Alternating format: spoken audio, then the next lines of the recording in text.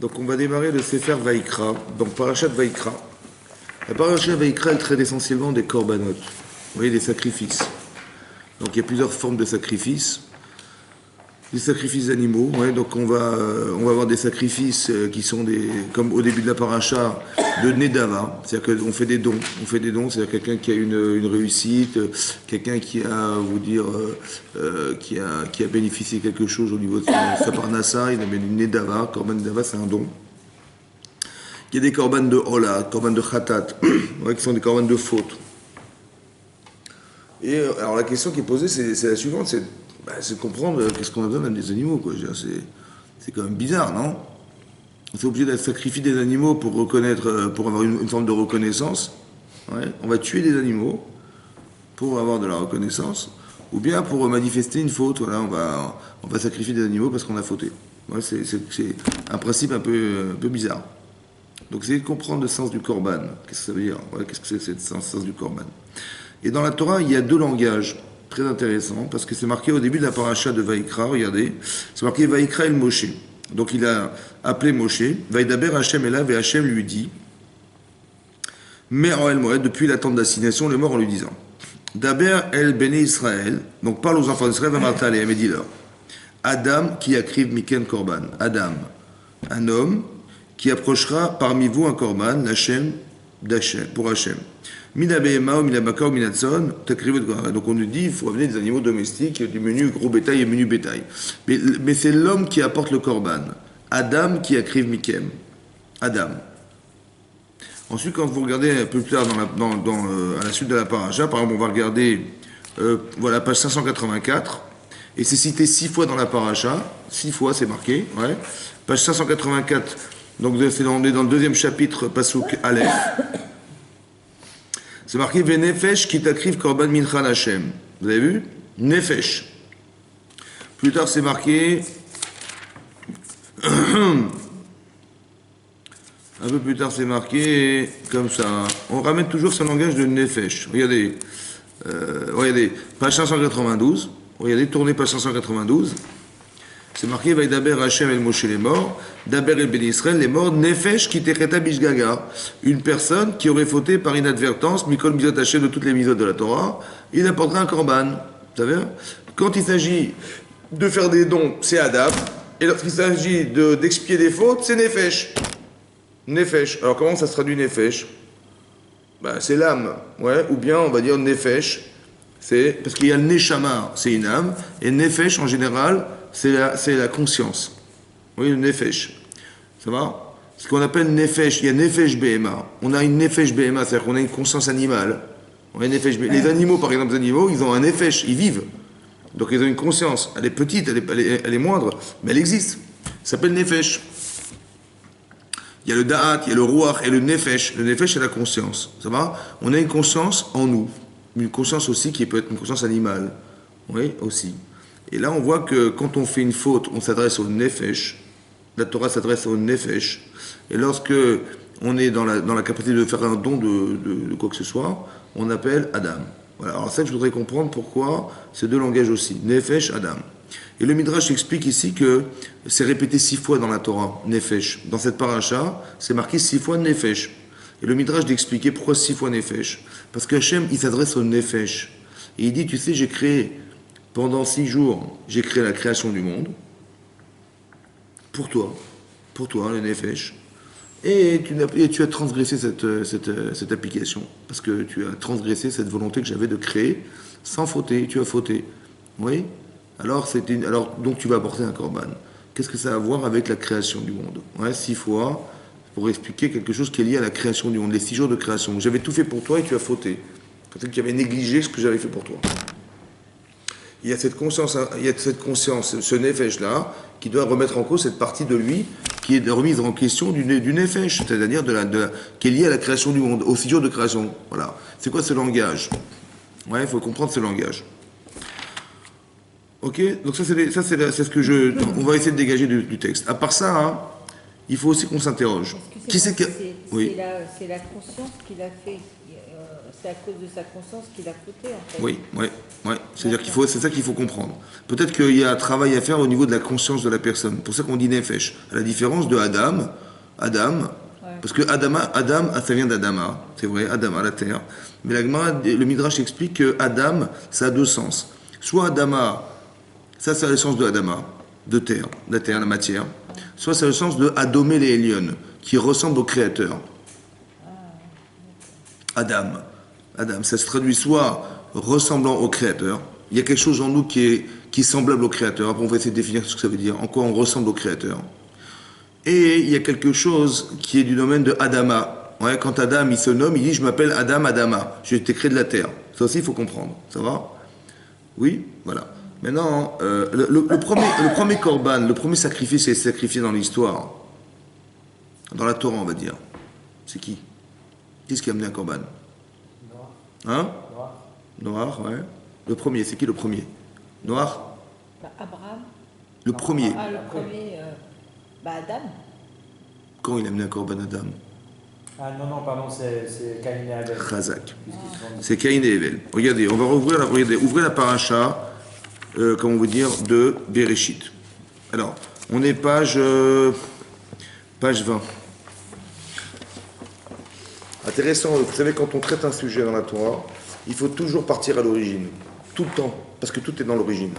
Après, tout ce qui est marqué ensuite, c'est juste décanter des détails de l'origine. Mais on va essayer de voir dans l'origine. Ouais.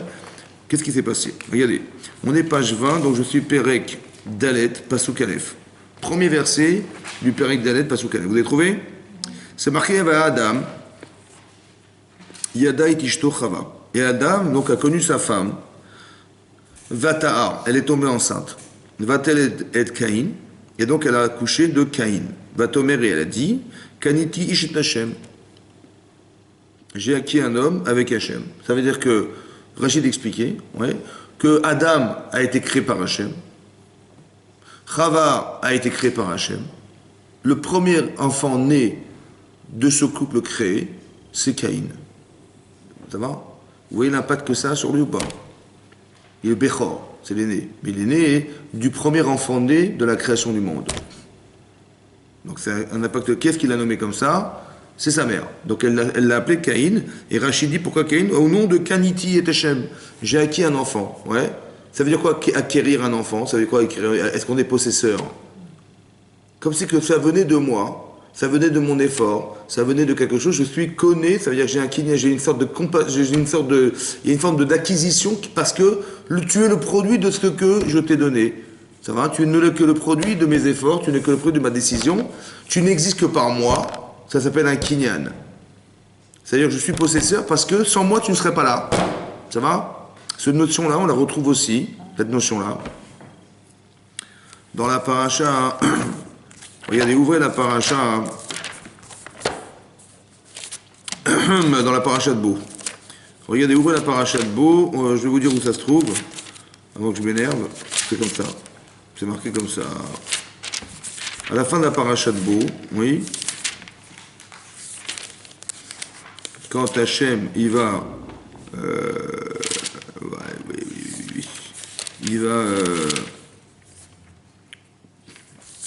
il va épargner les Israël. Alors, il y a des pages 386, donc on est dans le 13e chapitre. 13e chapitre, Pasuk Aleph. Vous avez trouvé? Page 386, donc Parashat Bo, oui. Chez moi dans mon chumash, c'est dans le 13e chapitre, Pasuk Aleph, premier verset. C'est marqué Vaïdaber Hashem el Moshe les morts. Vaïdaber Hashem el Moshe les morts. Donc dit Hashem à Moshe en disant Kadesh li kol bechor. Ouais, sanctifie tous les premiers-nés, Peter kol rechem, donc nés de toute matrice, Mibne Israël, Ba'adam ou Maliou. Ça va? De parmi les hommes, les béné Israël, enfants d'Israël, Ba'adam, parmi les hommes et les animaux, Liou ils seront à moi. Vous avez vu? Liou ils seront à moi, dit Hachem. Ils m'appartiennent. Et Rachid expliquait, regardez Rachid. Rachid se trouve dans la colonne de gauche, premier verset. Liou, vous avez vu Liou? C'est pas un japonais, hein. Liou, ils sont à moi. Rachid dit, Le'atzmi kanitim. Vous avez vu ce langage? Pour moi, je les ai acquis à l'aider chez Iketi Bechoré Mitzraïm, parce que j'ai frappé les premiers-nés égyptiens. Ça veut dire que les premiers-nés égyptiens, ils sont morts, mais vous, je vous ai épargné. Ça va? Et ça s'appelle un kinyan, ça. C'est incroyable. Ça veut dire quoi? C'est un kinyan, ça veut dire une acquisition. Ça veut dire que puisque tu existes que par moi, alors tu m'appartiens. C'est incroyable. C'est pareil. Puisque je t'ai donné naissance, dit Chava, à son enfant, et que tu n'existes que par moi, ça s'appelle que je t'ai acquis. Ça s'appelle un kinyan. Oublie pas que tu m'appartiens. Ça va? C'est intéressant comme notion. Qu'est-ce que dit Hachem? Il faut racheter le Bechor. Racheter la Kedusha du Bechor. Bon, moi j'ai compris peut-être l'idée, hein, mais c'est un petit peu profond, mais c'est pas grave. C'est de dire, il y a la pression du Bechor. C'est une Kedusha. C'est une spécificité qu'a le Bechor, il est numéro 1. Ça va? Tu sais ce que je vais faire? Je vais te demander, toi, le père, de racheter, de le soustraire de cette Kedusha pour qu'il n'ait pas la pression de la Kedusha en sachant qu'il est Bechor. Vous avez compris ça? C'est ça le pidyon, peut-être. Le rachat du premier-né, c'est qu'il est premier. Mais quand on est premier, on est assujetti à quelque chose qui s'appelle numéro 1. Et quelque part, le fait d'être un numéro 1, ça entraîne des responsabilités. Et cette pression-là, elle est déstabilisante. Alors Hachem, il dit à ton père de te racheter. C'est-à-dire, retire-lui cette kedusha de Bechor. Ça va? Parce que ce kinyan qui fait que tu m'appartiens, ouais, parce que tu es né grâce à moi, c'est une pression qui est exercée sur l'enfant, qui peut être désagréable ou déstabilisante. Ça va? Donc on va lui retirer cette doucha. Mais non, vous avez vu que ce kinyan, c'est ça qu'on retrouve dans Rashi. Il dit le même langage, Rashi, c'est bizarre, non? C'est pour expliquer, peut-être j'ai pensé de là, que le fait qu'Hachem dit, vous m'appartenez, il faut racheter maintenant de nouveau les premiers-nés, vous m'appartenez, ce droit d'appartenance, c'est parce que quelque part, vous existez grâce à moi. Je vous ai épargné. Ça s'appelle que tu m'appartiens. Tu vois, j'aurais pu décider que tu décèdes, j'ai dit non, eux, mais pas toi. Il y a un droit d'appartenance derrière le fait que je t'ai privilégié dans ce sauvetage. Alors je reprends le texte de la Torah. On est page 20, donc dans le Chumash, on reprend la parashat de Bereshit. Vatosef Lanedet, donc ensuite elle a accouché d'un nouvel enfant, et Achiv, son frère, et Evel, Avel. Donc il s'appelle Avel, le deuxième s'appelle Avel. Vaïv Evel Roetson, on dit que Evel c'était un Roetson, c'est un berger, Ve Caïn aya Oved Adama, alors que Caïn était un agriculteur, il travaillait la terre. Vaïv Iket Siamim, au bout d'un certain temps, Vaïave Caïn Mipri Adama, Mincha Hashem. Vous avez vu que tout à coup, Caïn il va apporter une mincha, une offrande pour Hashem.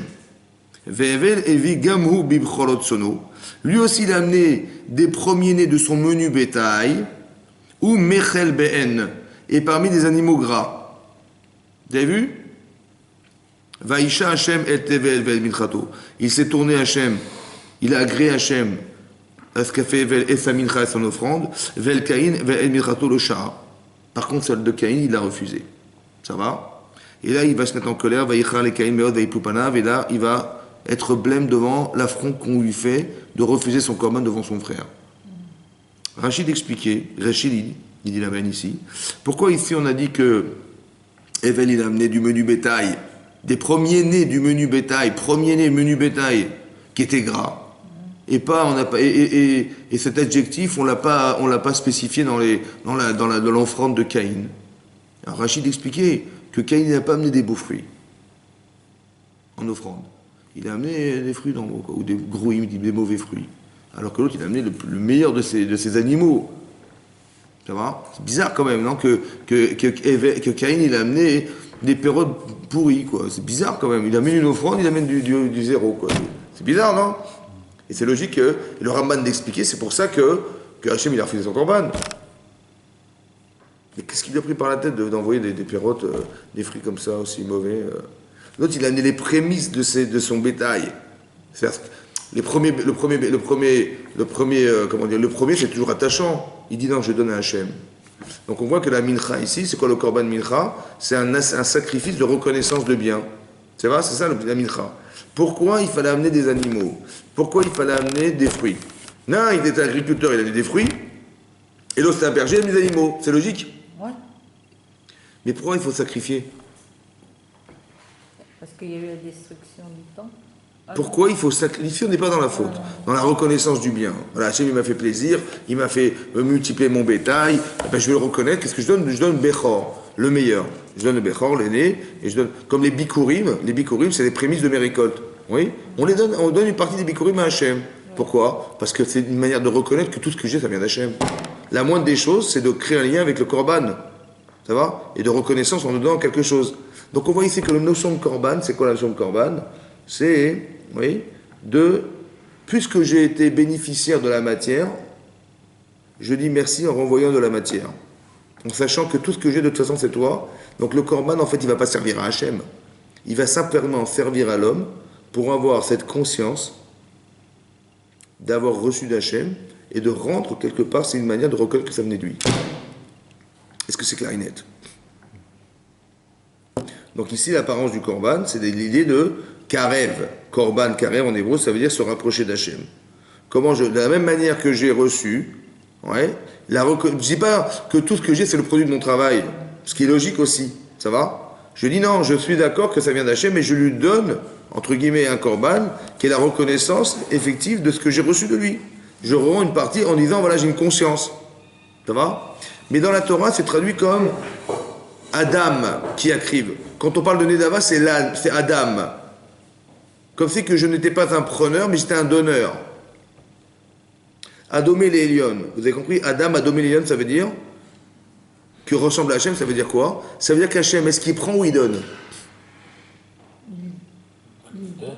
Il donne en permanence. Je dois ressembler à Hachem. Moi aussi, je donne.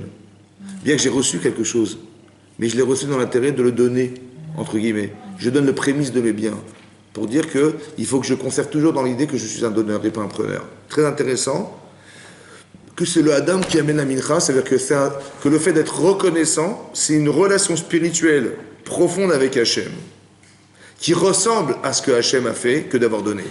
Il espérait qu'on ait de la reconnaissance de ce qu'il nous donne, la meilleure des manières, ouais, parce qu'Hachem, il n'a pas besoin d'attendre quelque chose, mais il a besoin de voir quelque chose. Ouais. Bonsoir. Il a besoin de constater qu'on est capable de pouvoir être aussi des donneurs. Mais pour être un donneur, il faut être reconnaissant de ce qu'on a reçu. Ouais. Ce sentiment-là, c'est un sentiment spirituel, en fait, qui est, tu as reçu, c'est bien, mais tu pourrais croire en apparence que c'est le produit de ton travail. Ouais. Ça, c'est le nefesh. C'est-à-dire qu'il y a une conscience animale qui s'arrête à l'image que finalement j'ai travaillé, j'ai fait des efforts, j'ai labouré mon terrain, j'ai fait pète mon troupeau, etc. Mais s'il a grandi, mon cheptel, etc. Mais c'est le produit de mon travail, c'est logique. Mais ça, c'est le côté nefesh de l'homme. C'est le côté nefesh, ça veut dire que j'ai construit une conscience qui est relative à une image permanente que je travaille et que je réussis mon travail, je réussis à faire quelque chose de ma vie. Et cette conscience, elle est animale en fait, et c'est elle qui risque de fauter en pensant que tout ce que j'ai, c'est le produit de ce que j'ai réussi à faire. Vous avez compris? Alors qu'en vérité, il faudrait être un Adam, c'est-à-dire quelque chose qui est relatif à la relation de reconnaissance. De la même manière que j'accepte de donner, j'accepte que j'ai reçu, et quand j'ai reçu, je sais de qui. Et je suis reconnaissant de qui j'ai reçu. Cette conscience-là, c'est une conscience qui vient de l'homme, c'est-à-dire qui vient de la Neshama. Ouais. Quand il y a le korban dans le Mishkan, le korban mincha, c'était pas uniquement un korban c'était pas un animal, non? La mincha, ça peut être de la farine, ça peut être d'autres choses, c'est vrai. Mais là, on parle de korbanot, ici on amène les animaux, il amène les animaux. Non, mais c'est bizarre que pour Caïn et Abel, il emploie le terme de mincha et il n'emploie pas Ola ou Khatat. Parce que Ola, Khatat, ce ne sont pas des korbanes de Nedava, c'est des korbanes de faute. Quand quelqu'un a faute, il amène un korban Khatat. Quand il a eu des mauvaises pensées, il amène un korban Ola. Et donc c'est des korbanes qui réparent des fautes. Après, on va comprendre en quoi l'animal est réparateur. C'est ça qu'il faut comprendre. Ça va? Pourquoi il fallait amener des animaux? Pourquoi quand quelqu'un il a fauté, il donne un korban, il donne un animal? C'est bizarre. Ça va? Regardez, intéressant aussi, regardez. Regardez, ouvrez la page. Parashat Vayera. Parashat Vayera, à la fin de la parasha, on parle de la Akedat Yitzhak. Vous voyez? On est page 104 dans le Chumash, page 104. C'est marqué là-bas, donc on est dans le 22e chapitre, donc Kapet, Pasuk Aleph. Vous avez trouvé? Voilà. C'est marqué Vayi Achar Advarim Haele. Après ces paroles, Elohim Nasa et Avraham. Hachem va éprouver Avraham. Akadosh Baruch Hu va éprouver Avraham et il va lui dire, il lui dit, Avraham, je t'en prie, prends ton fils et Yechitra unique. Asher Avta que tu aimes, Yitzhak. Velech lecha, et pars pour toi, et arrête à Moria, et va vers le pays de Moria, va Eleu Sham Lerola, et monte-le en korban d'holocauste. Ton fils. Alachad et arrive vers une montagne, Asher Omar Elecha, que je te dirai. C'est bizarre, non? Il a dit à Hachem, va prendre ton enfant et tue-le, et sacrifie-le. Sacrifice. Bon. Rachid dit pourquoi il doit amener son fils en sacrifice? Parce Hein? que c'est le premier. Pourquoi faire? Depuis quand on emmène ses enfants en sacrifice? Ça va? Alors regardez qu'est-ce que dit Rachid. Regardez ce que dit Rachid. Rachid se trouve ici, donc on est Achar Devarim Haele. Donc je suis pas 104. La colonne de gauche, il y a marqué un petit aleph entre parenthèses. On est 6 lignes avant la texte du Rachid, 6 lignes avant la fin de Rachid. On laisse marquer comme ça. Achar et Devarim. Ça va? Vous allez trouver après les paroles. Yesh merabotenu omrim. Il y a parmi nos sages qui ont dit Achar devarav shel Satan. Après les paroles du Satan. C'est quoi le Satan? Le mauvais penchant. Le mauvais penchant. Donc c'est un ange qui existe, qui s'appelle le Satan, ouais, qui est messite, ça veut dire qui attire l'homme vers la faute. Et lui là-bas, le Satan, il est aussi accusateur. Il est dans le ciel là-bas, il dit à Hachem, il parle avec Hachem, le Satan, il dit comme ça, il dit Shayam et Katreg, il est accusateur, le Satan. Veomer, Mikol Seuda chez Asa Avraham, tous les festins qu'a fait Avraham, Lo ikriv lefanecha parecha da'il echad. On sait qu'Avraham, quand ton fils il a été sevré, ouais, son fils Abraham, il a eu 2 ans, il a fait Mishté Gadol. Ça veut dire un grand festin où il a invité des grandes personnalités de ce monde, et dont le roi d'Égypte, etc. Ça va? Alors le Satan, il accuse, il dit à Hachem, mais tu vois, il a fait des grands festins, Hazak Baruch, mais il n'a pas mis de korban. Ça veut dire de sacrifice pour te remercier. Voilà ce que dit le Satan. Amarlo, sur ce, Hachem va répondre au Satan, Klou Massa et la Bishvil Beno. Klou Massa et la Bishvil Beno. Tout ce qu'il a fait, c'est pour son fils. D'accord? Et là, Ilou Haïti, Omerlo, Zevach, Oto, Lefanai, Loyame Akev. Toi, tu croyais que son fils, il a tellement pris d'espace dans l'esprit d'Abraham, ouais, qu'il t'a complètement oublié. Comme si que quoi? Qu'on demandait à Abraham de reconnaître qu'après toutes ces années où il a espéré avoir un enfant qu'il n'a jamais eu et qu'il a eu finalement, la moindre des choses, c'est de dire merci. Oui? Et donc d'amener un sacrifice de remerciement d'Hachem. Ouais, Hachem. Il dit même ça, il n'a pas fait. Ça va? Il dit, mais t'inquiète pas, il a fait les Shem Shamaïm. La preuve, c'est que je vais lui demander de prendre son fils. Et tu verras qu'il va accepter. Ça va? Voilà ce qui est marqué dans Rachid. C'est logique ou pas? Dans votre tête, c'est logique ou pas? Mesdames, mesdemoiselles, messieurs. C'est logique? Ah bon? C'est logique. Il devait amener un korban. Ça veut dire quoi, amener un korban? Amener un petit agneau, je sais pas moi. Combien ça coûte un agneau? Combien ça coûte un agneau? Combien ça coûte? Pas trop cher. Pas trop cher, quoi. 100 euros. Ouais, Combien ça coûte son fils? il n'y a pas de prix. Alors, ça veut dire, là, t'as pas amené de korban, amène-moi ton fils. C'est logique? Hein? C'est quoi le korban alors? C'est pas normal. Il dit, moi je te donne 1000 korban, il n'y a pas de problème, et mon fils il est tranquille. Hein? Il a dit, mais moi korban, tu n'as pas amené de sacrifice, amène-moi ton fils. Ça veut dire, comment ça s'entend ça? Bah, c'est impensable. Hein? C'est impensable. Bah oui. Même pas en rêve. Hein. Même pas en rêve. Alors comment on comprend ce qui est marqué dans le texte là? C'est quoi le korban finalement? C'est quoi? C'est marrant cette histoire du korban. Maintenant on va dire comme ça. Si vous mettez dans la peau d'Abraham, c'est incompréhensible. C'est vrai. Parce que comment je vais amener mon fils à la place d'un animal? Ça n'a aucun sens. Mais si vous mettez à la place d'Hachem, si Hachem, il a dit à Abraham, amène-moi ton fils à la place du korban, combien il valait le korban pour Hachem? Il a dit à Abraham, amène-moi ton fils à la place du korban. C'est ça qu'il a dit, non? Donc combien il valait le korban pour Hachem? Il valait le prix de son enfant? Oui ou non? Donc il valait combien? Il valait pas grand-chose ou il y avait beaucoup? Énorme. Pourquoi ça vaut énorme? Pour Hachem. Pourquoi le prix du korban, il vaut le prix de l'enfant? C'est quoi la logique? C'est ce qui est le plus précieux. Le prix, qu'est-ce qu'il n'a pas de prix? Le prix de donner son enfant, ça n'a pas de prix en fait. Non mais pour Hachem, le prix du korban, il vaut combien? Il vaut 100 euros pour Hachem, le korban? Non. Il vaut 100 euros ou pas? Il vaut combien? Il vaut le prix de l'enfant d'Abraham. Donc il vaut combien? Incommensurable. Mais pourquoi il est incommensurable? Parce que dans ma vie, si je ne suis pas capable de reconnaître ce qu'Hachem m'a donné, c'est que ça valait combien? Rien. Ben, pas grand-chose. Mais ça veut dire qu'il n'y a pas de lien alors avec Hachem. Vous avez compris? Peut-être que toute la stérilité de ça, hein, c'est pour qu'un jour il puisse recevoir un enfant et dire merci. mais du plus profond de lui-même, c'est-à-dire dans une attente de 70 ans de vie ou 80 années de vie. Vous avez compris ça ou pas? Ouais. C'est ça le korban. Vous avez compris? C'est l'attente, ça? C'est la grand-mère. Non, c'est comme ça. Le korban, d'être capable d'avoir une conscience de rendre, Ouais. c'est qu'au départ, je suis reconnaissant. C'est comme je vous rends service toute la journée. Alors vous me dites, ah, comment je vais lui rendre service, comment je vais rendre ce qu'il m'a donné. Ça va? Donc on est en manque. Mais si quelqu'un est égoïste, il ne pense pas à rendre. Mais si quelqu'un est reconnaissant parce qu'il sait combien il a reçu, mais non, ce lien-là, que quand je dis merci en fait à Hachem, c'était la seule et unique manière qu'il avait de me donner pour qu'on arrive à créer un lien tous les deux. La reconnaissance, vous avez compris ça? C'est ça Adam. Quand il y a marqué dans la paracha de Vaïkra, Adam qui a créé Mikan Korban Hachem, il faudrait qu'on soit à l'image d'Hachem. Adam, ça veut dire Adomé les lions, qui ressemble au Créateur. Le Créateur, il donne. Ouais. Mais moi, je sais que j'ai reçu. La moindre des choses, c'est d'avoir le réflexe émotionnel de reconnaître que j'ai reçu. Ce qui avait manqué à Abraham. Vous avez compris ça? Maintenant, très important de comprendre que le sens du Korban, du sens du sacrifice, c'est pas de sacrifier en fait. C'est de reconnaître que ce que j'ai, ça lui revient, et de pouvoir créer un lien spirituel avec Hachem dès l'instant où j'ai reçu de lui quelque chose. Le seul intérêt, écoutez-moi bien, le seul intérêt qu'Hachem a donné, peut-être le fond de la création, c'est d'arriver à ce qu'il donne et qu'on soit capable de reconnaître ce qu'on a reçu et de remercier Hachem et de créer par ce biais-là un lien avec lui, éternel. Vous avez compris ça? C'est ça le Korban.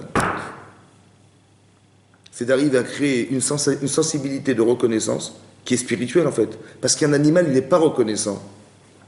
Vous avez compris? Par contre, un homme, il est reconnaissant. Adam, ça veut dire l'homme qui ressemble à Hachem, il doit être reconnaissant. Pourquoi il est reconnaissant? Parce que s'il s'est donné, il sait reconnaître. Vous avez compris? Mais celui qui ressemble à Hachem, c'est celui qui donne, pas celui qui reçoit. Non, mais Abraham, il a dû dire merci. Pourquoi Il a dit merci d'une autre manière. Comment il a dit merci? Il a fait un coup de pub. Il a fait un festin. Ça va? Il a dit aux gens, vous avez vu? Il a invité le roi d'Égypte. Il dit, tu vois cet enfant qui court là?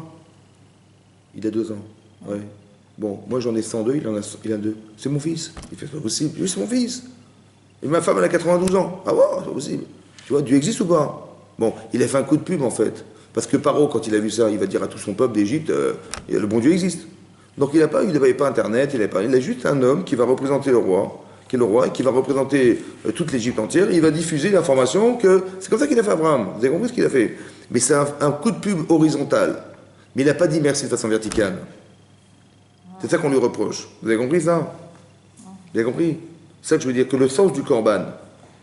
Vous avez compris ça? Mais non.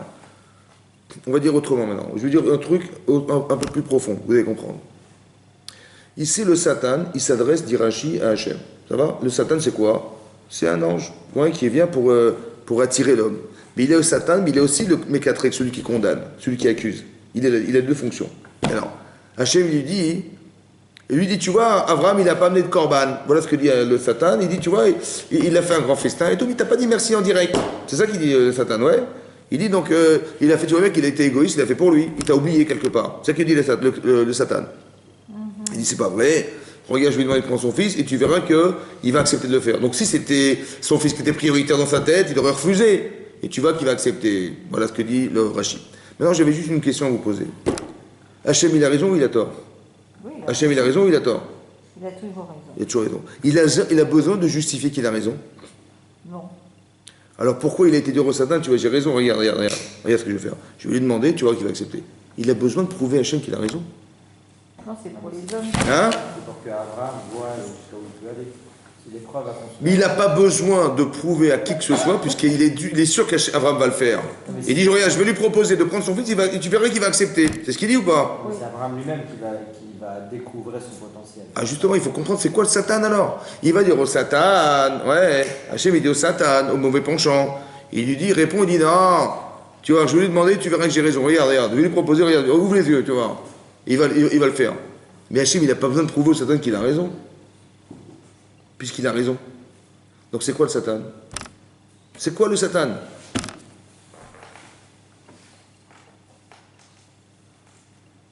Alors on a expliqué comme ça. Le Satan, c'est un révélateur de défaillance. Quand je suis clair dans ma vie, j'ai pas dit de ça. C'est vrai ou pas? Le Satan, il ne peut se manifester chez moi que si je suis troublé, si je n'ai pas de réponse à mes problèmes, si j'ai des doutes dans certaines situations. Quand il y a des flous dans ma tête, le Satan, il va utiliser des émotions qui sont en moi et hop, il va les remplacer par le vide que j'ai de la question. Est-ce que c'est clair ça? Ouais. Hein? Attendez, c'est clair ce que je vous dis? Par exemple, un exemple simple qu'on a toujours donné, c'est les Israël, ils attendent Moshe Rabbeinu, mais il tarde à descendre. Il dit, qu'est-ce qui lui arrive?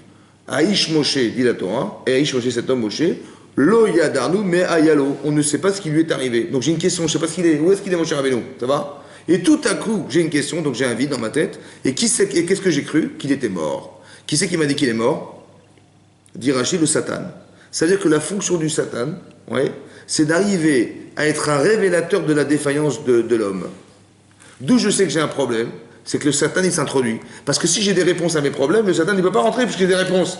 Donc la faculté du Satan, c'est d'être un révélateur de ma défaillance. Vous comprenez ça? Est-ce que vous comprenez ça? Donc quand le Satan, il vient voir Hachem, et il lui dit, tu sais, Abraham, il n'a pas mis Corban, et que le Satan est le révélateur de la défaillance d'Abraham. Oui ou non? Donc c'est qui le Satan? Donc c'est qui parle à Hachem? C'est Abraham. C'est Abraham. Qui c'est qui dit à Hachem, il n'a pas amené de Corban à Abraham? C'est Abraham lui-même. Ouais. Mais ça c'est dans quoi? Dans son inconscient d'Abraham. Le Satan est le révélateur de l'inconscient d'Abraham. Donc quand le Satan il dit à Hachem, tu sais, Abraham il n'a pas amené de Corban. En fait, c'est qui parle? C'est Abraham qui dit à Hachem, j'ai pas amené de Corban.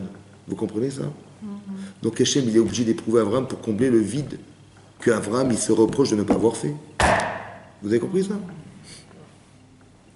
Donc quand il m'arrive quelque chose dorénavant, qu'est-ce que je dois dire? Est-ce que je dois me plaindre? Ou je dois dire non, en vérité ce qui m'arrive, c'est ce que j'ai demandé. Vous avez compris ça?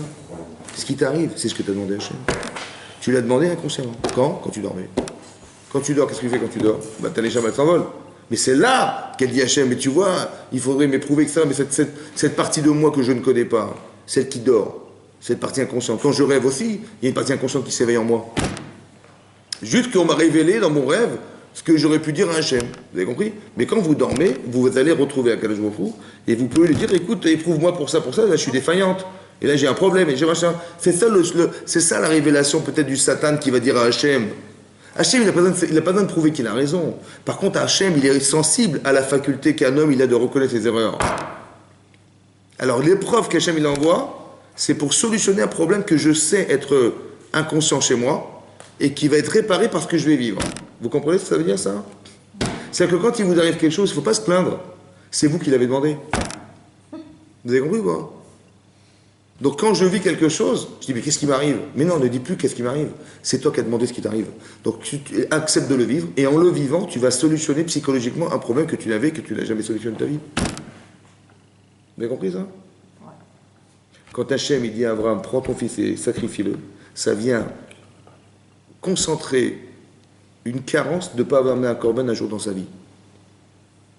Parce que l'idée c'est comme ça. L'idée c'est comme ça. Si tu ne reconnais pas ce que je te donne, à quoi ça sert que je te le donne? Donc je vais te retirer ce que je t'ai donné, puisque manifestement ça sert. J'aurais pensé, moi dit Hachem, qu'on aurait pu créer un lien tous les deux en te privant d'avoir un enfant, et qu'au final, après toutes les prières que tu as faites, tu l'as mérité, je te le donne. Et j'aurais pensé qu'en devenant Abraham, tu serais reconnaissant de ce que je t'ai après tout le vide que j'ai créé chez toi, ouais, et que j'ai comblé en te donnant cet enfant. J'aurais pensé qu'on va se lier. Mais si tu ne m'as même pas de corban pour être reconnaissant, c'est que l'enfant, il a servi à quoi finalement? Il a servi à quoi? Tu n'avais rien. Alors rends-le-moi. Vous avez compris ce que ça veut dire? Mais maintenant qu'il a une frustration de devoir rendre, c'est là qu'il va faire tes chouvas. Finalement, il va amener ce corban ou pas? Il va amener le corban ou pas? Hein? Ouais. Regardez, tournez la page. Tournez la page. Ouvrez la page.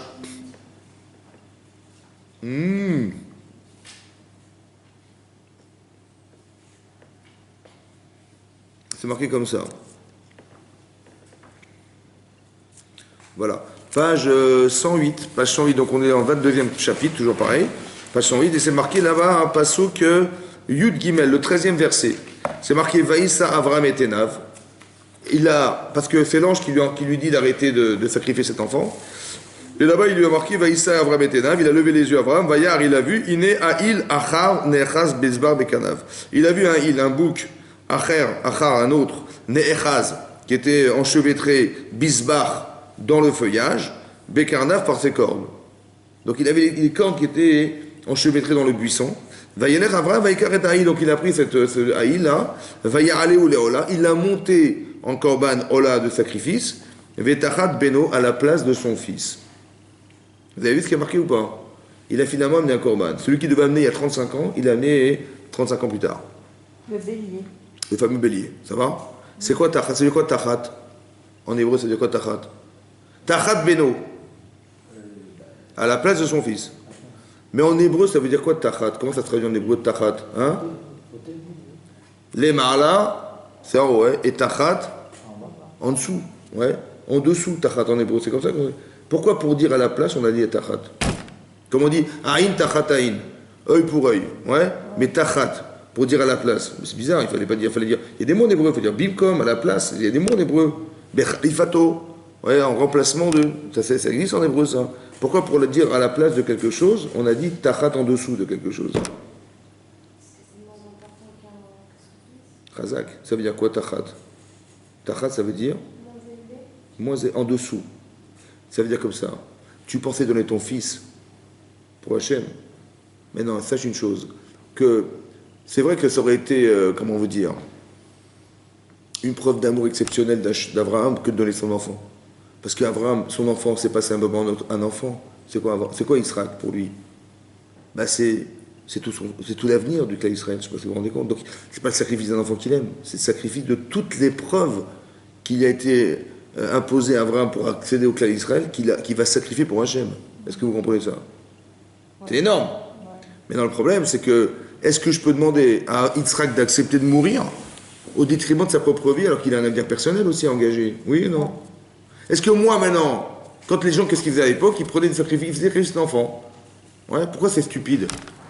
Parce que tu dis, oh, mais je vais faire un plaisir à Dieu, je lui donne mes enfants. J'ai compris, mais tu vas rendre ton sacrifice, tu vas rendre ton enfant tributaire de tes plaisirs personnels. Il va mourir, lui, monsieur, parce que toi, tu as envie de faire un sacrifice de Dieu. Est-ce que l'autre, il a le droit de mourir parce que tu as envie de faire plaisir à Dieu? Non. Donc il dit, tu peux pas, tu peux pas exister au détriment de la vie des autres. Donc c'est ce que tu vas faire. Tu vas faire tachat, en dessous de cette conception. Prends un animal et tu vas faire exactement ce que tu veux faire à ton fils, tu vas faire un animal. Vous avez compris ce que je veux dire? Tu vois, comme si tu devais matérialiser une conception à travers un animal pour matérialiser un désir de don vis-à-vis d'Hachem. Oui, mais c'est pareil. C'est quoi l'animal en vérité ici dans l'homme? C'est quoi l'animal dans l'homme? C'est la nefesh. C'est le nefesh, c'est la partie animale de l'homme. Parce qu'il faut savoir que vous avez une neshama, mais vous avez aussi un gouffre, un corps. Ce gouffre, ce corps, il a des désirs qui ne sont pas celui de la neshama. Et la neshama, elle a des désirs qui ne sont pas celui de ton corps. On est antinomique. Ça va? Qu'est-ce qui me pousse à fauter? C'est ma neshama ou c'est mon corps? Mon corps. Ça va? C'est sûr, hein? C'est sûr ou pas?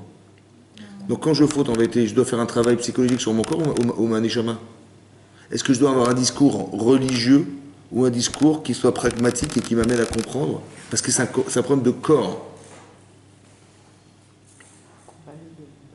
Par exemple, si vous avez votre corps, vous n'avez qu'une neshama, bah vous faites les mitzvot, il n'y a pas de problème. Mais quand vous mettez un corps, tout à coup, c'est difficile. C'est difficile, il faut se lever tôt, il faut faire des efforts, il faut étudier la Torah, il faut être... Oh là, je suis fatigué. Mais je ne suis pas fatigué, ma neshama n'est jamais fatiguée, c'est qui est fatigué? La limite, c'est mon corps, vous avez compris? C'est pour ça que dans le texte de la Torah, c'est marqué « Nefesh ki techeta ». Le nefesh, c'est la conscience qu'il faut, mais la conscience corporelle, pas la conscience neshama. D'où j'ai tiré ça? Regardez. Ouvrez la parashat Kitissa. La parashat Kitissa, elle se trouve... Mais même si c'est le nefesh, c'est l'âme animale de l'homme. Ouais, c'est la conscience en fait, c'est la conscience. Ouais. Mais pourquoi quand même sacrifier un animal? Ah, vous allez comprendre. J'arrive. Ça, c'est pour vous expliquer tout ça. Hein. Vous allez comprendre. Ouvrez la page 526. Page 526, parashat Kitissa. Donc c'est dans le 31e chapitre, passouk 17. C'est un texte que vous connaissez toutes et tous. C'est marqué comme ça. Veshameru Beni Israël de Shabbat. Ouais. Donc ce texte-là, il est dans la paracha qui dit ça. C'est marqué Veshameru Beni Israël de Shabbat. Donc ils garderont les enfants d'Israël le Shabbat. La Asod et de Shabbat des Dorotim. Pour faire le Shabbat, les Dorotim dans leur génération, pour leur génération, Berit Olam, une alliance Olam, à jamais. Béni ou Ben Béni Israël, entre moi, dit Hachem, et les enfants d'Israël, Hot il et Olam. C'est un signe à jamais. Ki Shechet Yamim, parce que 6 jours, Asa Hachem et Hachem et Haaretz. Hachem, il a fait le ciel et la terre. Ou Vayom Hashemi, le 7e jour, Shabbat. Ça veut dire quoi Shabbat? Hein? Shabbat. Pas une savate, hein? Shabbat. Shabbat, ça veut dire Shabbat. C'est quoi l'ishbot en hébreu? L'ishbot. Pas l'eshbot. L'ishbot. C'est quoi l'ishbot? Hein? C'est quoi l'ishbot? Stop. L'ishbot, ça veut dire stop. Il a stoppé, vaïnafash, et il s'est reposé. Ouais. Est-ce que Hachem était fatigué ou pas? Non. C'est sûr. Pourquoi il n'était pas fatigué? Parce qu'il a créé le monde avec la parole. C'est fatigant. Il a dit Vaïor, 10 paroles. C'est pas. Ah, vaïnafash, il était fatigué. C'est reposé. Il s'est reposé. C'est quoi vaïnafash? Dans le mot vaïnafash, qu'est-ce que vous retrouvez? Nefesh, Razak. Vous avez vu? Regardez Rashi maintenant. Regardez Rashi. Le Rashi se trouve Pasuk Yud Zain, le 17e verset. Rashi se trouve dans la colonne de droite, 3 lignes avant la fin du texte. Vous avez vu? Une colonne de droite dans Rashi, 3 lignes avant la fin du texte, il va marquer Vaïnafash. Ça va? Rashi dit que Targumu Venach. Dans le Targum Onkelos, Venach, il s'est reposé. Comme s'il a traduit le Targum, Venach. Ouais, Nach, ça veut dire quoi Nach? Il s'est reposé. Vekol Lachon Nofesh, ou Lachon Nefesh. Vous avez vu? Il dit à chaque fois que tu verras le langage de Nofesh qui veut dire se reposer, ça vient de Nefesh. Intéressant, hein? Shemeshiv Nafsho Venishmato, qui va reposer sa conscience, on va dire son Nefesh et sa Neshama, Big Ergio Betoreach Amelacha, à cause du travail de toute la semaine. Nishmato, ça veut dire son souffle. Il va reposer son Nefesh, c'est marrant, ce côté animal, on va dire, qui est conscience animale, et Nishimato, ça reste son souffle, Be'argio, Mitoriach Amelacha, à cause de l'effort qu'il a dû faire toute la semaine et travailler. Ouais, Mishekatou, etc. Vous avez compris? Très intéressant de voir que Rashi dit que Vaïn Nafash, ça vient de Nefesh. Très intéressant. Que Vaïn Nafash.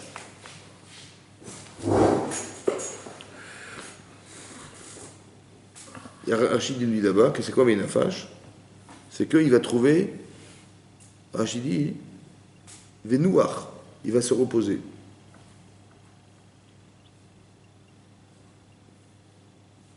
Regardez. Pour comprendre ce Rachid-là, hein, il faut que je vous explique autre chose.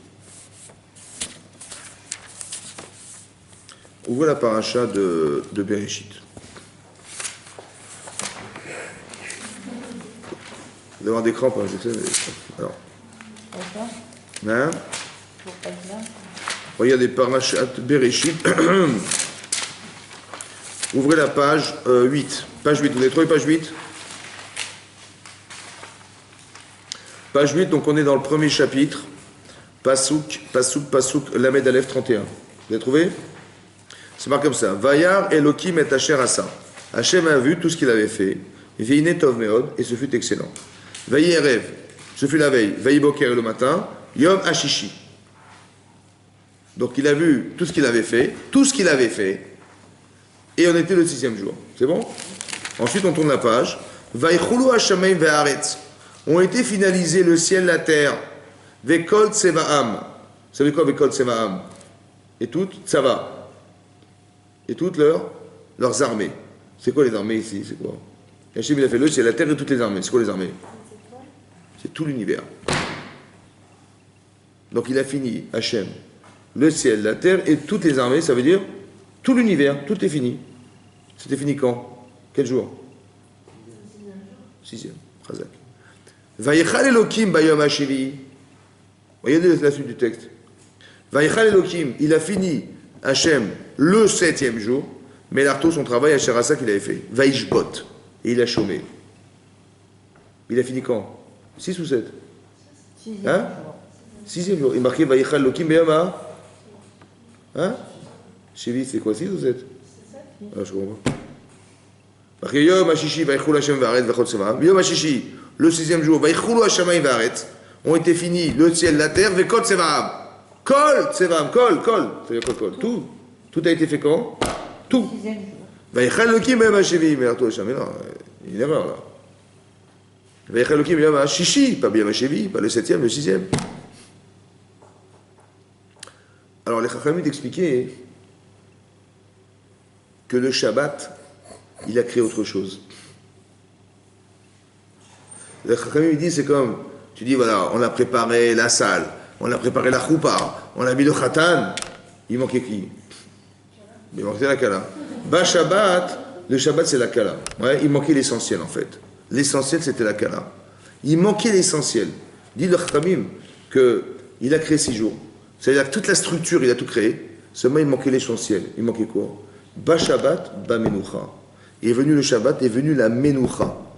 Le Noach dont parle Rashi dans la paracha que je vous ai citée avant, dans la paracha Kitsa, c'est quoi Noach? Se reposer. Et le Shabbat est arrivé et la Menoucha est arrivée. La Menoucha, ça veut dire quoi la Menoucha? Hein? Le canapé. C'est quoi la Menoucha? Le repos. Mais il y a combien de Menoucha? Il y a combien de Menoucha? Deux. Il y a une Menoucha physique et une Menoucha. C'est quoi la Menoucha émotionnelle? C'est quoi laquelle?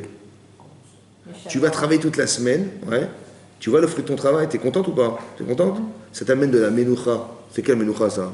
La Menoucha ta nefesh. Ça veut dire d'être contenté de ton travail. T'es heureuse, t'es heureux d'avoir fini quelque chose. D'où ça a été créé ça? Ça a été créé Shabbat. Quand tu travailles à la fin, tu arrives au résultat et que tu arrives à t'arrêter en étant satisfait de ce que tu fais, cette Menoucha-là, elle a été créée le jour du Shabbat. C'est ça, Vénach. Ça veut dire qu'il faut que tu ressentes dans ton corps quelque chose. C'est ça le Shabbat. Ouais. Maintenant, ce que tu vas ressentir, ton corps, il va être satisfait ou pas? Ça va libérer quelque chose d'autre. Ça va libérer quoi? Ton corps, il n'a plus besoin de faire quelque chose, parce qu'il est contenté. Ouais, il est satisfait, il est rassasié. Donc ça va permettre à ta neshama de s'exprimer. Alors je vais vous expliquer ce que ça veut dire. Écoutez-moi bien. C'est pas de la mystique hein, ce que je vous raconte, hein, je vais vous expliquer. Regardez ce qui est marqué dans la suite du texte. Vaishbot, ça veut quoi Vaishbot? Il a stoppé. Bayam Hashivi le 7e jour, Mikol Melarto Sharasa, tout le travail qu'il avait fait. C'est bon?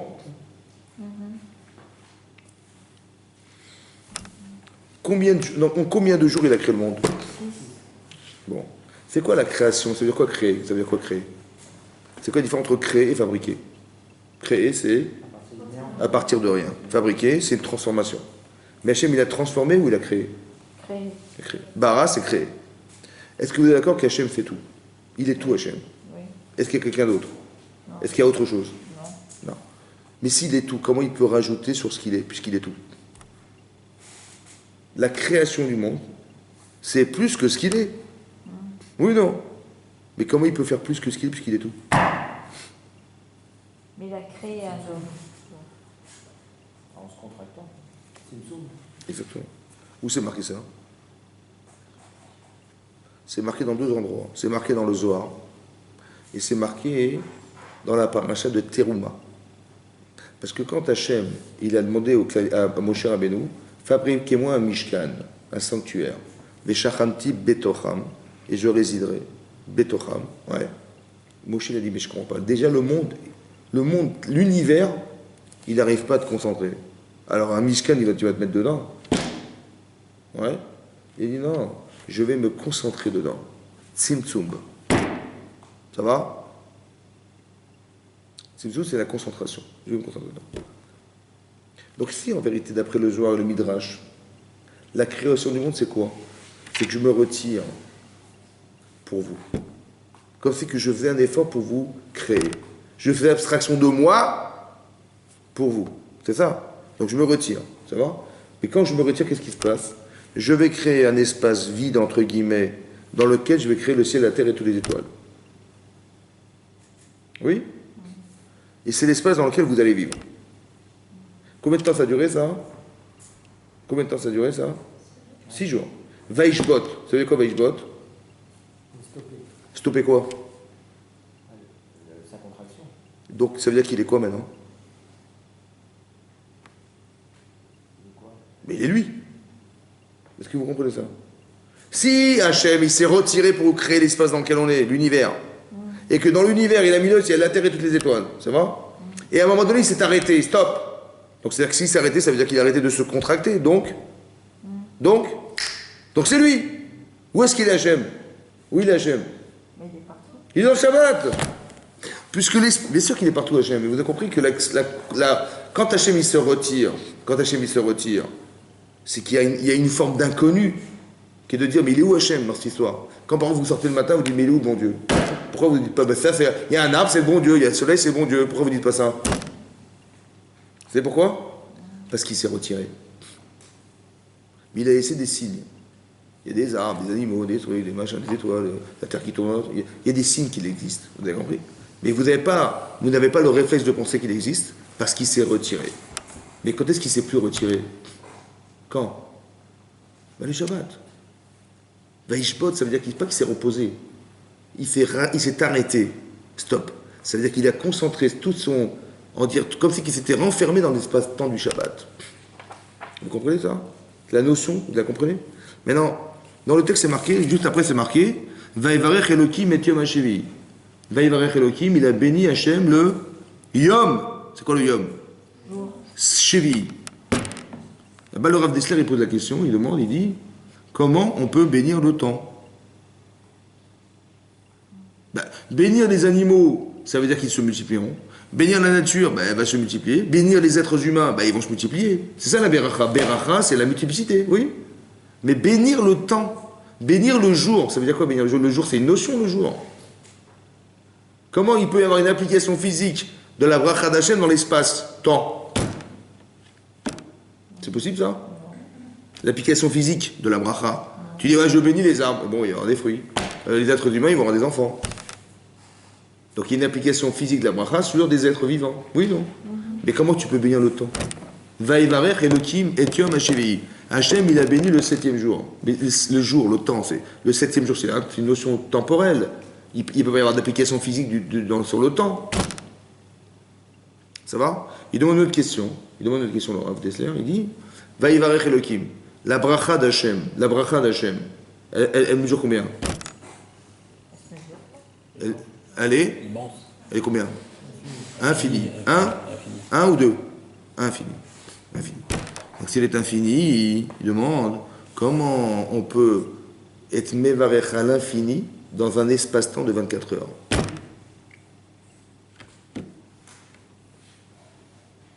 On n'a pas compris comment ça s'applique. Et même si tu envisageais que ça s'applique, c'est vrai, mais comment tu peux enfermer la bracha infinie d'Hachem dans l'espace de 24 heures? Comment ça rentre? Alors de là, j'ai compris une chose.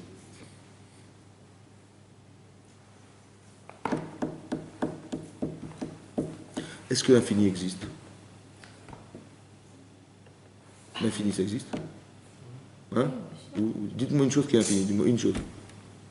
Sur la Terre, il y a quelque chose d'infini. Ça existe l'infini? Dans l'espace-temps dans lequel vous vivez, dans l'univers, est-ce qu'il y a quelque chose d'infini? Hein?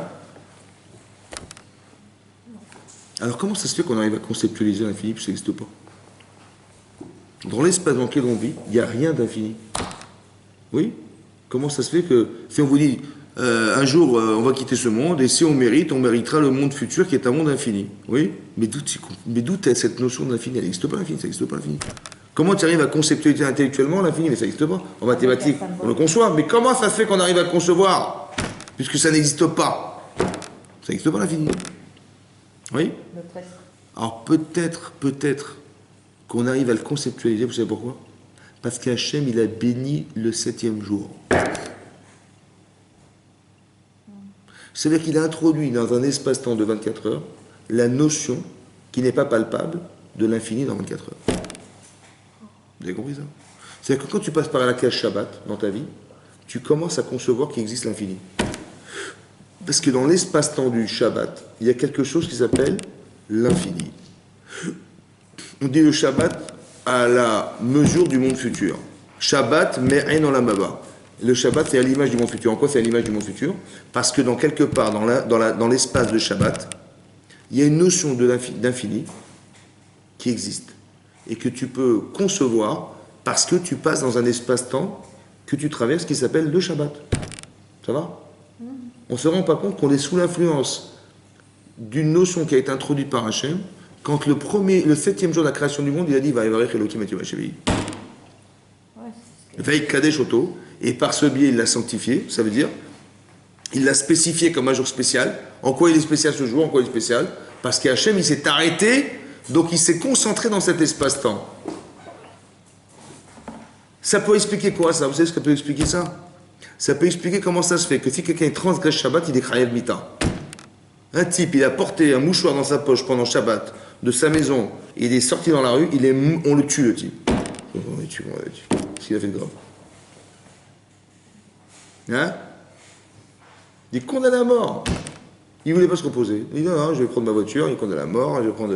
Condamné à mort. Mais quelle mort? Cette mort, c'est la pire des morts. C'est-à-dire qu'il est condamné à la lapidation. C'est la pire des morts. Mais comment ça se fait que le type, il voulait travailler plus pour gagner plus, et il a dit je vais travailler Shabbat, et il est condamné à mort, monsieur. Qu'est-ce qu'il a fait de grave? Hein? Pourquoi il faut s'arrêter de travailler? Pourquoi il faut s'arrêter de travailler? Mais n'importe quel travail, même de porter des mouchoirs, n'importe quoi, c'est interdit. Pourquoi c'est interdit? Si le but, c'est de retrouver Hachem, et qu'Hachem, il se trouve essentiellement dans mon Shabbat, donc si j'ai une activité quelconque, est-ce que je ne suis pas prisonnier de cette activité qui m'empêche de me connecter avec lui? Oui ou non? Donc il faut que je m'arrête. Et quand je m'arrête, c'est ça que dit Rashi, Vaï Nafash, que le Nefesh, il est contenté. Et là, maintenant, tu laisses la capacité de pouvoir exploiter l'espace-temps dans lequel tu te trouves pour que ta Neshama, elle ressente quelque chose. Vous avez compris? C'est un truc de fou, ça. Parce que si tu travailles, tu as raté l'essentiel de ta vie, en fait. Le jour du Shabbat. Ça veut dire que l'essentiel de ta vie est à l'image du Shabbat. C'est d'un jour de retrouver Hachem. Oui ou non? Oui ou non? Mais Hachem, il se trouve où essentiellement? Il se trouve dans le Shabbat. Donc si tu travailles le jour du Shabbat, donc tu te prives de l'occasion que tu as, en t'arrêtant, de laisser exprimer la volonté que tu avais à l'intérieur de toi. Ouais. Donc tu dois travailler la semaine, évidemment. Mais c'est partie de Nefesh qui va le faire. Mais le Shabbat, il faut que le Nefesh soit contenté. Ouais. Et maintenant, tu vas ressentir autre chose. C'est-à-dire que tu as la volonté d'exprimer, par le fait de ne plus rien faire, la volonté de laisser pénétrer Hachem dans ta vie. Ça veut dire que, écoutez-moi bien, Hachem, il fait vider pour nous laisser un espace-temps dans lequel on doit exister. Et nous, on doit se vider, ça veut dire de s'arrêter de faire quelque chose dans l'intérêt de le remplir à l'intérieur de nous-mêmes. C'est exactement l'inverse de ce qu'il a fait lui dans la création du monde. Nous, on doit faire l'inverse le jour du Shabbat. Lui s'est privé du monde dans lequel il vivait. Pour nous, eh ben nous, on doit faire la même chose. On va se priver, entre guillemets, de faire quelque chose dans l'intérêt de soi, que dans le but de pouvoir être pénétré de ce qu'Hachem il a laissé dans l'espace-temps du Shabbat. C'est pour ça que c'est spirituellement très puissant, le Shabbat. Et si le type il rate l'occasion de faire ça, ben il a raté sa vie. Puisque c'est dans ce but qu'on a créé le Shabbat. C'est un petit peu comme le Korban. Si quelqu'un il reçoit d'Hachem tous les jours quelque chose, tous les jours, et à la fin il n'est pas capable de reconnaître que c'était lui, mais à quoi ça sert d'avoir créé tout ça? Vous avez compris? Ce lien spirituel du Korban dont on parle, c'est-à-dire que c'est le Adam qui va amener le sacrifice, c'est de dire de tout ce que la matière que j'ai reçue, c'était qu'un moyen de pouvoir reconnaître qu'Hachem existe. Vous avez compris? De la même manière que quand un homme il a fauté, c'est quelle partie de lui qui faute? C'est pas sa neshama, c'est son corps, c'est la partie nefesh de l'homme. Alors je vais amener la partie nefesh animal, c'est l'animal qui me représente, il est tachat l'homme, à la place de l'homme, puisque je sais que c'est lui qui m'a amené à fauter. Je vais faire teshuva tout en sachant et en la conscience que tout mon problème il vient de l'animal. Donc j'apporte un animal. Vous avez compris? C'est un travail de conscience qu'on arrive à créer, ouais, à travers l'animal en disant, bah, tu sais, cet animal-là, c'était moi. Mais c'est pas moi en vérité, c'est la partie animale qui est en moi. C'est ça que je travaille. Oui, quand je fais évoluer cet animal, entre guillemets, je dompte cet animal. Ouais, mais comment je le dompte? C'est ça qui est intéressant, comment j'arrive à le dompter? La nefesh. Il y a marqué nefesh kitecheta bishgaga, cette partie consciente animale qui me fait fauter. En vérité, comme c'est que toute ma vie, je devais nourrir cette conscience animale. C'est quoi la conscience animale? La conscience animale, c'est comme ça. Mon corps, il a des intérêts que ma neshama n'a pas. Mais il faut que j'arrive à le contenter. Il faut qu'il soit content. Il faut qu'il soit heureux. Il faut qu'il ait du plaisir. Il faut qu'il soit joyeux. Oui. Alors on va faire des choses qui vont nourrir cette conscience. Je vais manger Shabbat. Je vais me faire belle Shabbat. Je vais faire des beaux plats, des beaux repas. Je vais faire des belles tables, des machins. Mais ce regard en vérité que j'ai sur ma vie du Shabbat, c'est quoi? Mais c'est pas ça Shabbat. Shabbat, c'est pas de manger la dafina. Shabbat, c'est... Mais non. Ce regard que tu as, c'est de te faire plaisir, de faire plaisir à ton corps à travers quelque chose que tu vas consommer en l'honneur du Shabbat. Ça veut dire qu'il y a deux discours à comprendre ici. C'est comme un mariage. Un mariage. Qu'est-ce qu'on fait au mariage? On fait un grand repas. Et pourquoi on mange? Pourquoi il faut manger? Hein? Pourquoi? Mais pourquoi il faut faire la fête? Voilà, je vais me marier. Je vais me marier, je vous annonce, je vais me marier, voilà. Je voudrais avoir des faire-pas, je vais me marier. Pourquoi il faut faire une séouda? Pourquoi faire une séouda? Pour remercier Dieu. Pourquoi on fait un anniversaire? Mon fils il a 3 ans, il faut faire un gâteau. Hein. Il faut manger. Hein. Vous avez une bar mitzvah, il faut manger. Une brit milah, il faut manger. Une bar mitzvah, on a réussi un examen, on a vu tous les copains et les copines à l'examen. Au restaurant, il faut manger. Et pourquoi il faut manger? Pourquoi il faut manger? Pourquoi pour fêter quelque chose, il faut manger? Hein? C'est intéressant de comprendre pourquoi au départ il fallait manger. Pourquoi il faut manger? Hein? Non, je ne parle pas de ça, je parle de... Je vais fêter, je dis comme ça, voilà. Tiens, j'ai envie de manger un gâteau, j'ai envie de manger un fraisier. Ouais. J'ai envie de manger un fraisier. Ouais, ouais. Je dis, tiens, parce que... Et mon fils, il a bientôt... dis-moi, t'es 3 ans, tu fais vite parce que j'ai envie de manger un fraisier. Hein. Est-ce que je mange le fraisier? Est-ce que parce que j'ai envie de manger un fraisier que je lui dis, il faut qu'il ait 3 ans? Ou c'est parce qu'il a 3 ans qu'on va manger un fraisier? C'est parce qu'il a 3 ans que je veux manger un fraisier? Ou c'est parce que j'ai envie de manger un fraisier que j'espère qu'il aura 3 ans? Hein? Hein? Mais non, manger un fraisier à 3 ans, c'est fêter les 3 ans. Mais est-ce que j'ai envie de manger? Non. Non. J'ai pas envie de manger. J'ai pas faim en fait. Mais j'ai envie de fêter ces 3 ans. J'ai envie d'être content de fêter ces 3 ans. Alors je vais manger. Mais quand je mange, qu'est-ce que je nourris chez moi? Je nourris Manejama. Où je mets en connexion l'anniversaire et mon corps. Mon mariage et mon corps. L'idée et mon corps. C'est l'idée et mon corps. En fait, quand je mange, je fête quelque chose. Je fête l'idée. L'idée de mes 3 ans, les 3 ans de mon enfant, l'idée d'avoir réussi quelque chose, l'idée d'avoir eu une brit milah, l'idée d'avoir fait une bar mitzvah, l'idée de me mettre marié. Ouais. Cette idée-là, elle doit se fêter. Parce que c'est un discours qui n'est pas... Ma tête, elle comprend le mariage. Elle comprend. Mais mon corps, il ne comprend rien. Vous avez compris? Donc, pour qu'il y ait une connexion émotionnelle entre cérébral et corps, il faut que je mange. Mais la proportion de ce que je vais manger ou de ce que je vais fêter est exactement proportionnelle à ce que je vais fêter. Attention, parce que je ne vais pas manger des cacahuètes le jour de mon mariage. On va faire un grand truc, on va faire un grand séouda. Donc la proportion de la séouda, c'est l'équivalent à l'événement. Si je fais un anniversaire, un petit gâteau. Ouais. Mais si l'événement était exceptionnel, je vais faire un grand séouda. Vous avez compris? Donc la séouda, elle est proportionnelle à... Oui. Mais qu'est-ce que je suis en train de me dire? Je suis en train de me dire, je suis en train de nourrir une conscience, le nefesh, que cet événement est important parce qu'on a fait un grand truc.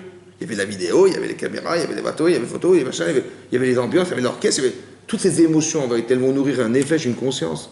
Mais c'est une conscience comme si je vais mettre dans la mémoire de mon corps quelque chose qui va me rappeler que cet événement est important. Parce que mon corps ne comprend pas. Mon corps ne comprend rien de rien au spirituel. Vous comprenez? Donc comment je vais le connecter? Il faut qu'il ait la joie de fêter quelque chose. Mais c'est pas suffisant. Mais si, ça va dire, écoutez-moi bien. Quand je mange un gâteau en l'honneur des 3 ans de mon enfant, est-ce que c'est le gâteau qui m'intéresse? Non. Ou c'est de manger en l'honneur de quelque chose? Quand je mange Shabbat, est-ce que je mange parce que j'ai faim? Parce que c'est bon? Ou c'est bon? Ça doit être bon, hein? Parce que si c'est pas bon, c'est pas... Si c'est pas bon, c'est pas relié à l'événement qui est important. Le Shabbat, c'est très important. Donc il faut que ce soit bon. Parce que si c'est pas bon, ça va sacraliser la relation spirituelle que j'ai avec le Shabbat. Puisque c'est relatif. Oui, non. Donc quand je prends du plaisir à manger la dafina, c'est pourquoi faire? Ou je prends un bon repas, je fais un très beau repas pendant le Shabbat. Parce que Shabbat, renègue, il faut que ce soit du plaisir. Ouais. Mais à quoi il sert ce plaisir du Shabbat? À quoi il sert? À relativiser la notion de l'événement que je vis. Oui. Mais j'ai du plaisir pour le plaisir que me procure le poisson, la viande, ou parce que le plaisir de fêter le Shabbat. Donc écoutez-moi bien. Si j'arrive à comprendre ce mécanisme-là, qui est le Shabbat, c'est-à-dire que je mange en l'honneur de quelque chose. Je ne mange pas pour manger. Je mange en l'honneur de quelque chose. Je vis en l'honneur de quelque chose. Si je mange pour moi, ce que je fais s'arrête à moi. Si ça m'a fait plaisir, c'était très bon Khazak. Non, je vais prendre du plaisir en l'honneur de quelque chose. Comme si que mon corps ne n'aille pas s'arrêter à ce que je pense pour moi, mais que j'utilise mon corps et je le fais adhérer à quelque chose qui est beaucoup plus valorisant que moi, qui va au-delà de moi. C'est le Shabbat, c'est la mitzvah, vous avez compris? Donc elle est où la limite? Si je mange pour moi, la limite c'est moi, je me suis fait plaisir, ah, ça m'a fait plaisir. Donc j'ai fait quelque chose pour moi. Donc j'ai fait cette action, elle s'est arrêtée à moi. Mais si ma volonté, c'est de manger par plaisir pour quelque chose, le plaisir, c'est de créer le lien, comme si que mon corps ne faisait plus abstraction, ne faisait plus écran entre ma volonté et moi. Quand votre corps, il n'a pas envie de faire, il se met en écran entre votre volonté et vous-même. J'ai pas envie de me lever ce matin. Mais pourtant, il faut faire la tefila, j'ai pas envie, je suis fatigué. Mais si tu enlèves ton corps, tu te lèves ou pas? Bien sûr que je me lève. Même les Jamal s'envolent tout de suite à la synagogue. Mais quand je dis, mais non, il est trop tôt, je sais pas, attends, à quelle heure il est 7h, c'est trop tôt. En fait, qui c'est qui pense? Moi je dis, mais c'est moi qui pense, non, c'est pas toi qui pense, c'est ton corps qui pense. C'est ton corps qui t'empêche de partir, ça va? Donc il faut qu'il ait du plaisir. Donc quand je mange Shabbat par plaisir, c'est pour quoi faire? C'est pour effacer la volonté qu'il aurait de refuser. Quand j'ai de la joie dans ma vie, c'est pour quoi faire? C'est pour effacer ce qui pourrait empêcher de faire les choses. Donc ça veut dire que si j'ai du plaisir, j'ai rien qui m'empêche, qui me freine, et quand j'ai pas de plaisir, tout à coup j'ai des questions, tout à coup j'ai des problèmes, tout à coup j'ai des trucs. Il faut que tu t'arrêtes, Shabbat, et il faut que tu aies du plaisir, Shabbat. Parce que si tu t'arrêtes, mais tu n'as pas de plaisir, tu vas craquer. Si tu as du plaisir, mais tu t'arrêtes pas, tu vas craquer aussi. Donc qu'est-ce qu'il faut faire? Il faut s'arrêter, et il faut prendre du plaisir. Mon plaisir, c'est corporel, et comment dire, et la volonté de faire le Shabbat dans l'intérêt que ça me procure, ça me permet de créer le lien avec Hachem. Ici, le korban, c'est de la reconnaissance. Le korban, c'est de reconnaître que je suis fauteur. Le pied du korban, c'est la conscience que j'ai d'être cet homme. Il est à la place de moi-même. Tachat. Vous avez compris? Et donc, j'ai dit, mais tu te rends compte de ce que j'aurais pu être? Oh! Et mon corps, il ressent de la peur. Il ressent de l'amertume. Il ressent de... Mais c'est ça qui va lui permettre de s'empêcher de faire. Parce que maintenant qu'il a peur d'être cet homme, il a peur d'être cet homme, ou il a honte d'être cet homme, oui, et bien il ne peut plus recommencer parce qu'il a honte. Mais s'il dit, mais vas-y, fais-le. Je dis, non, je ne peux plus, j'ai honte. Franchement, je ne peux plus. Mais ne croyez pas que c'est intellectuel ce que je vous dis. C'est corporel. Votre corps, il rougit.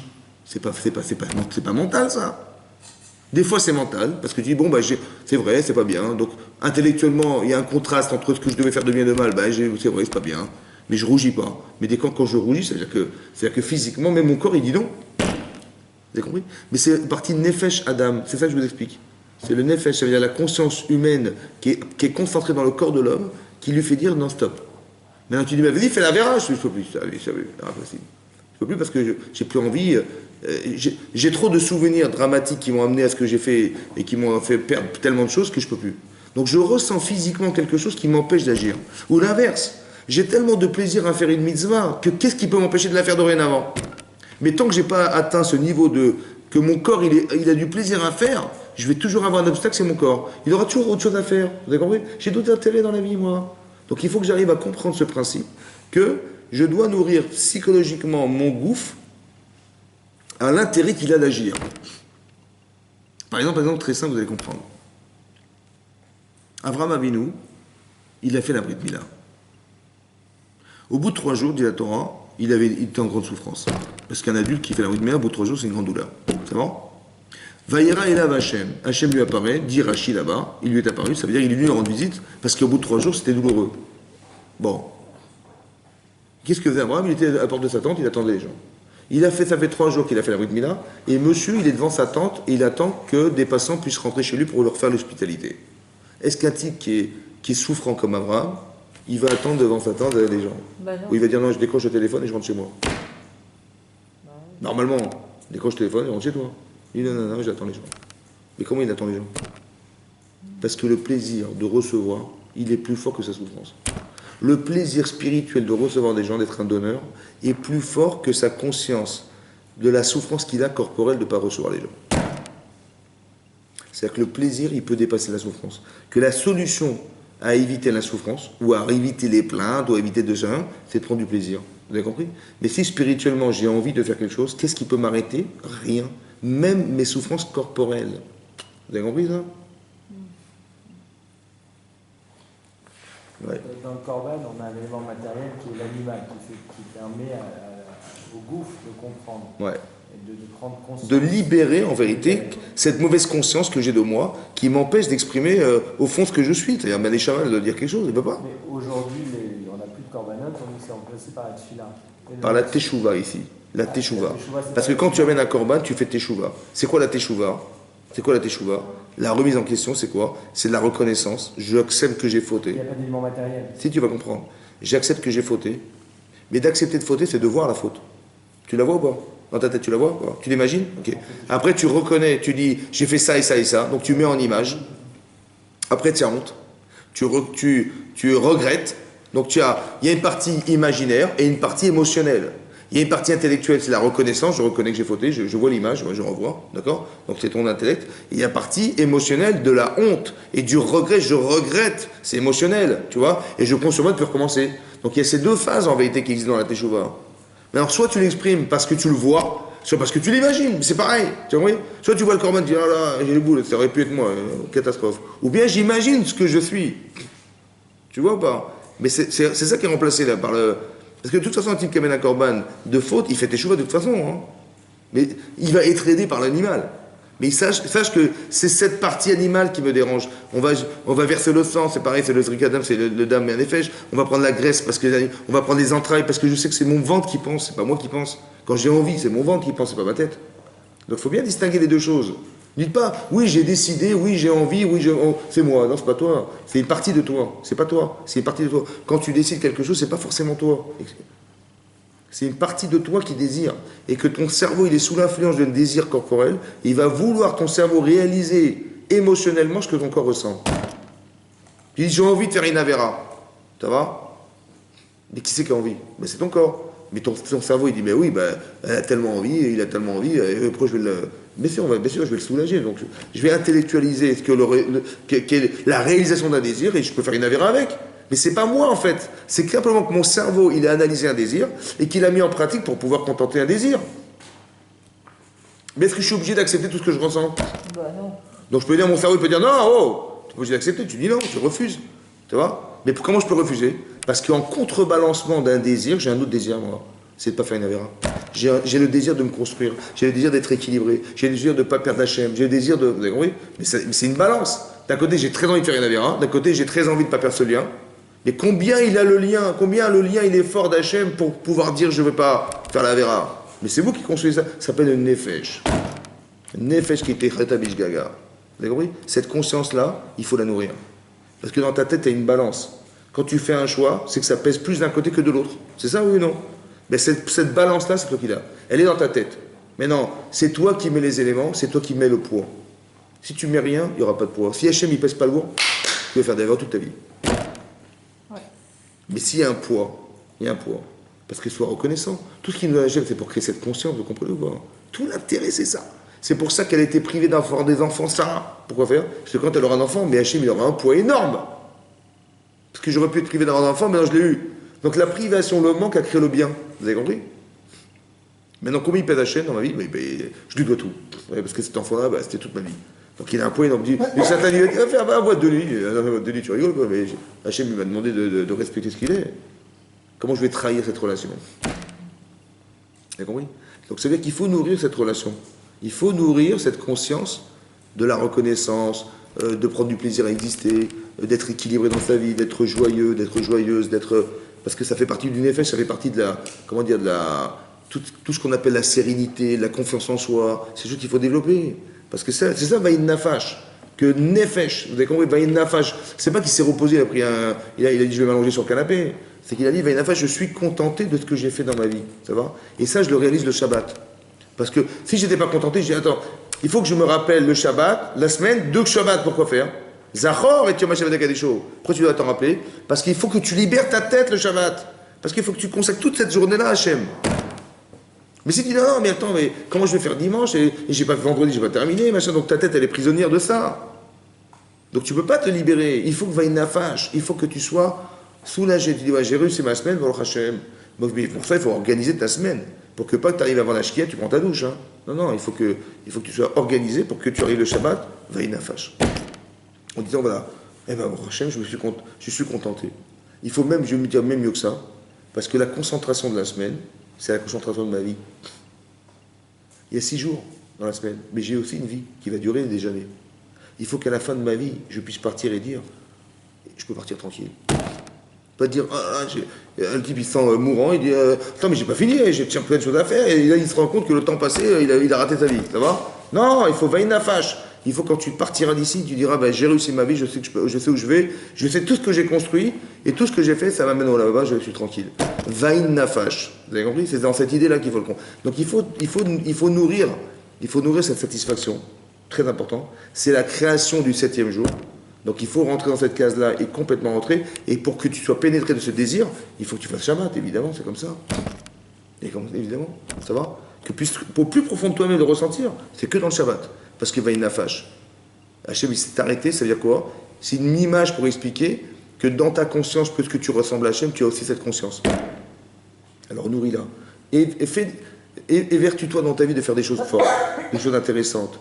Et après, tu verras que proportionnellement aux efforts que tu vas fournir, tu vas avoir un contentement extraordinaire de ce que tu deviens et que ton corps y ressentira. Et c'est cette manifestation-là qui va t'amener à encore et encore avancer dans ta vie. Parce que par plaisir d'avoir réussi quelque chose et d'être en recherche de ce plaisir permanent. C'est une spirale en fait.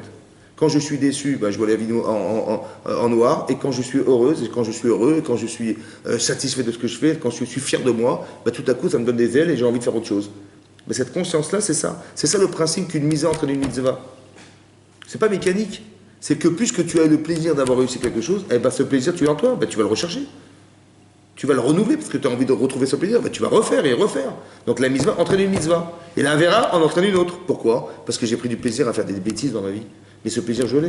Alors je vais essayer de le retrouver. J'ai la nostalgie de la lourdeur que le plaisir que ça m'a procuré, ben je vais en rechercher d'autres plaisirs, le même. En fait, c'est la recette pour qu'il n'y ait pas d'opposition entre l'âme animale et l'âme divine. Exactement. C'est pour ça que c'est le Adam qui amène la mincha et c'est le Nefesh qui amène le Korban Khatat. Adam, ça veut dire quelque chose qui est de l'ordre de divin.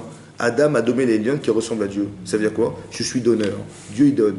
Et bien, il faut que je sois une donneur. Je sois un donneur et quand je donne, paradoxalement, je crois que je perds, mais en fait, c'est là que je crée des liens. Nous, on croit que c'est celui qui reçoit qui est reconnaissant. En fait, c'est celui qui donne. C'est celui qui donne qui crée le lien. Parce que j'ai pris de moi pour quelqu'un. J'ai pris de moi pour. Mais cet investissement, en vérité, j'ai pris de moi pour lui. Et quand j'ai pris de moi, j'ai retiré moi pour laisser échapper ce qui est moi, c'est-à-dire, Vaneshama, je suis collé spirituellement à la personne. Alors que celui qui reçoit, il est dans la reconnaissance. Celui qui a donné, il a pris de lui. Vous avez compris? Quand j'ai refusé de faire une avera, j'ai dit oui à la mitzvah. Quand j'ai dit non, je ne veux pas faire une avera, j'ai pas envie. Et quand tu as dit non à ça, tu as dit oui à quoi? Tu as dit oui au reste. Mais c'est ça qui est à muscler en fait. Cette conscience de dire non à certaines choses et de dire oui à d'autres. Quand tu as fait l'inverse aussi, il faut faire une mitzvah, tu n'as pas envie, mais dis oui à la mitzvah, dis oui à l'acte positif. Parce que tu vas nourrir un plaisir de pouvoir agir. Et cette action-là, elle va entériner chez toi ce plaisir d'exister. Et dans la mitzvah, ça va forcément avoir une influence positive sur toi. Vous avez compris? C'est pour ça qu'il y a deux notions, et c'est ça la notion du korban. Le sacrifice, ça veut dire d'amener une offrande matérielle, parce que ça répond à quelque chose de matériel, en fait, essentiellement. Et quelque chose de matériel aussi, parce que quand j'ai fauté, bah, c'était matériel aussi. Vous avez compris? Donc je vais réparer cette partie matérielle qui est mon corps, en fait, la structure corporelle, et qui va me permettre de prendre conscience, la notion de la sensibilité émotionnelle de la conscience, qui est d'avoir fauté, et de dire, bah, tu vois, le korban, c'était moi, en fait. C'est cette partie animale qui est moi, que je vois devant moi. Et ça, j'ai pu aimer cette personne. Cette conscience-là, elle m'amène à penser que ça permet de libérer autre chose. Vous avez compris? C'est-à-dire qu'au fond de toi-même, tu as une neshama qui est énorme. Donc laisse-la parler, elle. Mais le problème, c'est que ton corps, il n'a pas envie. Il a une opacité extraordinaire à t'empêcher d'exister. On est flemmard, on est machin, on n'a pas envie de réfléchir, on n'a pas envie d'achat. Voilà, mais ça, c'est ton gouffre. Tu vois? Essaie de faire que ton corps ne t'empêche pas de vivre. C'est ça que ça veut dire. Vous avez compris? Donc quand tu es reconnaissant, bah, tu amènes un korban, tu es reconnaissant, tu dis, ouais, bah, cette partie de moi qui aurait pu être égoïste, elle ne peut plus être égoïste, parce que maintenant, je sais que tout ce que j'ai, ça vient du bon Dieu. La moindre des choses, c'est de reconnaître tout ça c'est Dieu. Donc ça me donne le plaisir de me rapprocher de lui. Donc mon corps, il ressent des choses. Il n'y a plus d'obstacle entre la relation que j'avais avec Hachem et que je retrouve avec Hachem. Il n'y a plus d'obstacle. Parce que j'ai plaisir à retrouver. C'est compris? C'est comme la Séouda, c'est pareil. Je ne mange pas pour moi, je mange parce que par plaisir. Je mange parce que je mange par intérêt pour l'idée que je fête. Donc j'utilise la matière en service de quelque chose. Ça n'a pas de limite. Et ça, c'est l'expression de ce qu'on devrait comprendre dans les mécanismes de sa vie. C'est que dès mon dimanche, quand j'ai passé un Shabbat, la relation que j'ai à l'autre, elle n'est plus dans l'intérêt de soi, elle est dans l'intérêt de l'autre. Vous avez compris? C'est comme la Séouda. J'ai mangé, mais pas pour moi, j'ai mangé pour fêter quelque chose. Ma relation à l'autre, elle n'est pas par intérêt personnel. Je ne suis pas un preneur, moi je suis un donneur. Et même quand je mange pour quelque chose. Même quand je prends du plaisir, c'est dans l'idée de fêter quelque chose. Vous avez compris? Donc ma relation à l'autre, elle n'est pas dans l'intérêt de soi. Parce que dès l'instant où je m'enferme dans moi, ça n'a pas d'avenir. C'est-à-dire ça va s'arrêter un jour. Ça n'a pas de monde futur, ça. Il n'y a pas de monde futur. Parce que c'est dans l'intérêt de moi, donc je m'enferme. Je les ferme. Mon acte, il s'est enfermé dans moi, dans l'intérêt de moi. C'est réflexif et ça s'arrête. Alors que si je fais dans l'honneur d'eux, ma volonté, elle ne s'arrête pas. Elle n'est même pas freinée par la matière puisque je l'utilise pour ne pas être justement bloqué. Voilà. C'est peut-être ça l'idée du Korban. Parce que Korban, c'est se rapprocher d'Hachem. C'est ça. Razak ou Balour. Mais on peut aussi donner des fruits, des légumes.